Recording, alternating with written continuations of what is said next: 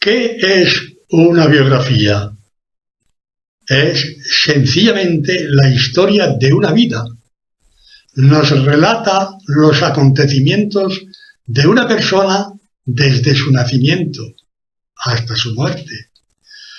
Otra persona diferente al protagonista de la biografía escribe con datos de terceros y en algunos casos de sus propias experiencias vividas con el personaje biografiado. ¿Qué es una autobiografía? Es la narración de una vida hecha por el propio sujeto de ella. Una narración no acabada, ya que no describe, finalmente, su partida de este mundo. Un hecho incuestionable para todo ser humano que desconoce cuándo va a morir, dónde va a morir, cómo va a morir y por qué o por quién va a morir. Nadie que haya muerto deja finiquitada su autobiografía. Ningún ser humano ha escrito su vida después de morir y resucitar, excepto el autor del relato que acabamos de leer. Jesucristo es el autor de su autobiografía, un hombre que ha gustado la muerte en su más amarga experiencia, un hombre que por su propio poder ha resucitado, porque este hombre es Dios, sin dejar de ser hombre, así como suena, el Dios frontal de donde procede toda vida, el creador del universo, que lo sostiene en su providencia, el Dios que tiene contestación al cuándo, al dónde, al cómo, al por qué o por quién que señalábamos en el párrafo anterior. Invito a mi amable lectora o lector a reflexionar sobre lo que se deduce al volver a leer detenidamente el apartado que nos relata la resurrección de Lázaro. El cadáver ya larvado y putrefacto de un hombre inhumado a la vista de sus conciudadanos, históricamente incuestionable, yace embalsamado en una tumba de Betania. El drama es impresionante y me quedo con estas palabras de Jesucristo pronunciadas a la entrada de un sepulcro de donde emanaba el olor nauseabundo de una carne agusanada. Lázaro, ven afuera. El difunto, al imperio de estas palabras, salió afuera de manera sobrenatural. Este hombre, ahora vivo, estaba atado de pies y manos, envuelto en un sudario, quizá empapado todavía del viscoso fluido cadavérico. Otros le desataron para que pudiera andar. Ante esta escena estremecedora y sublime, ¿quién puede dudar de la divinidad de Jesucristo? Este grito de Dios, estas palabras del autor de la vida, dicen lo que ven nuestros ojos. El espíritu de Lázaro viene desde no se sabe dónde para volver a animar su cuerpo podrido un segundo antes. En Jesucristo, las palabras de sus labios no se contradicen con los hechos, que se consuman al unísono de pronunciarlas. El hecho y la palabra, súbita e imperiosamente, se ejecutan al mismo tiempo. Racionalmente asumido lo anterior, ahora deberíamos volver a leer esta autobiografía para que nuestra fe se hiciera más grande. Vuelvo a invitar a mi amable lectora o lector a reflexionar de nuevo sobre el apartado La Eucaristía, página 313 del libro. Dice Jesucristo: tomad, comed, este es mi cuerpo que por vosotros es entregado. Haced esto en memoria de mí. Bebed de él todos, porque esta es mi sangre del Nuevo Testamento, que por vosotros y por muchos es derramada para remisión de los pecados. Haced esto cuantas veces bebiereis en memoria de mí. Si la fuerza divinamente ejecutoria de las palabras de Jesucristo en el impresionante milagro de Lázaro, tal y como hemos visto, es meridianamente palmaria, si han hecho lo que ellas mismas expresan, debo entender que esta misma persona ni se confunde, ni me confunde, cuando interpreto literalmente lo que me están diciendo estos dos párrafos. Un trozo de pan que así me lo evidencian los sentidos es el cuerpo de Cristo. En una copa que a mi olfato, gusto y vista deduzco que contiene vino, no es tal, sino la sangre del hombre que me lo está ofreciendo. La divinidad de Jesucristo avala lo que estas palabras dicen con independencia de la mayor o menor fe. Y aunque crea ante este misterio, sólo la disposición de mi alma será la que, en definitiva, me haga entender el acto de comer y beber el cuerpo y la sangre de Jesucristo. Antes del tiempo, Dios determinó hacerse hombre en el tiempo.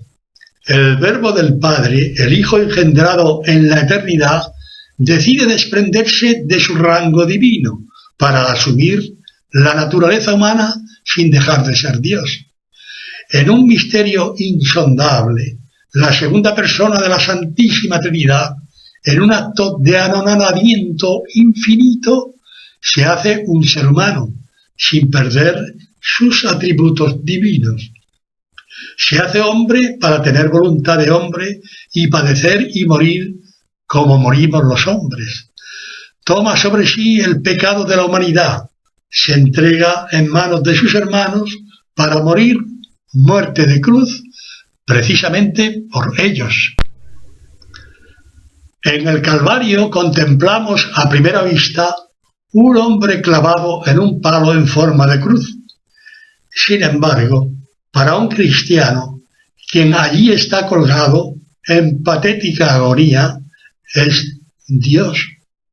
Se podría decir que Dios creador se dejó matar por su criatura, por un acto de amor supremo de infinita magnitud. Por amor al hombre, el Hijo de Dios consuma la secuencia de su anonadamiento ilimitado en dos actos de trascendencia divina que el hombre no puede comprender en todo su significado. Siendo Dios, se hace hombre sin dejar de ser Dios, y siendo hombre, se hace pan y vino para que lo podamos comer y beber. El Dios en el que nos movemos y existimos consuma un abajamiento sin medida para pasar de su inicial estado divino a este estado material que hace posible que pueda entrar por nuestra boca hasta el tuétano de las entrañas, bajo las especies de pan y vino, sin dejar de ser Dios. Es decir, en cada comunión comemos y bebemos el cuerpo y la sangre de Dios, con sabor a pan y sabor a vino, pero en definitiva lo que estamos consumando es el acto más sagrado y trascendental de un ser humano, ingerir a Dios, que se llega hasta el núcleo esencial del yo que nos define. Si te acercas a comulgar asumiendo lo que expresa el párrafo anterior, si haces tuya esta sagrada verdad que te hará entender el infinito y sublime amor de quien te está esperando, extrapolarás a tu persona el anonadamiento ilimitado de aquel a quien adoran los ángeles, y susurrarás en tu espíritu estas palabras: Señor, vienes a mí como quien eres, y yo te recibo como quien soy. Te fundirás en una sola cosa con el más bello de los hombres, con el Hijo de Dios. El Señor pudo presentarse en la historia del hombre ya adulto, pero quiso pasar por todas las etapas necesarias para consumar una vida humana. Dios se vale del hombre para hacer sus obras.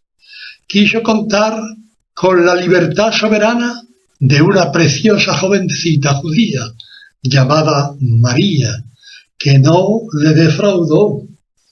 Aceptó ser la madre de Dios y en sus purísimas entrañas, sin concurso de varón, el Espíritu Santo consumó su obra más genuina, la encarnación del Hijo de Dios, y desde ese instante, Hijo de María.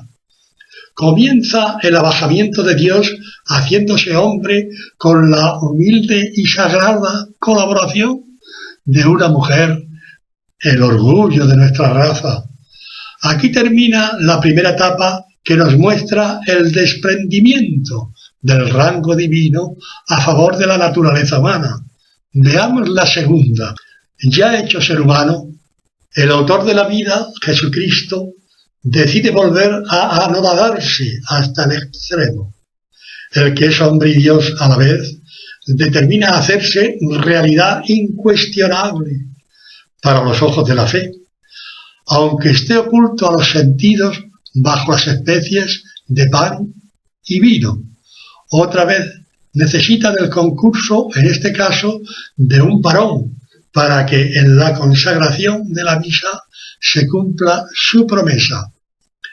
El sacerdote le prestará todas sus facultades y con ellas Cristo mismo repetirá las idénticas palabras que pronunció cuando su tiempo en este mundo llegaba a su término.